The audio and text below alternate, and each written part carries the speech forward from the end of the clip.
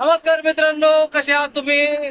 आशा करतो की तुम्ही सगळे चांगले असाल. आणि आज गणपती आणायला आम्ही चाललो होतो. हे बघू शकता तुम्ही 4-7 मध्ये मी आणि माझे 2-4 मित्र.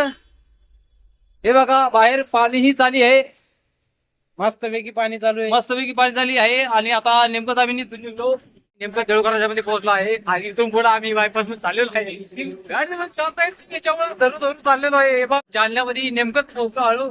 तुम्ही मागे नाजरा बघू शकता किंवा सध्या वाट बघू शकता. हे बघा आम्ही असं खाली बसलेलो होतो, मागच्या बाजूने बसलो असतो, पण मग मागच्या बाजूने नाही का जास्त कुदत होतो वरती, त्याच्यामुळे आम्ही थोडस समोर बसलो होतो.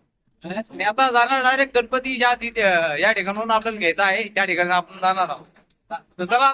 तर आपण या ठिकाणी आता मूर्त्या बघणार आहोत. आपली मूर्ती या ठिकाणीच अवेलेबल आहे.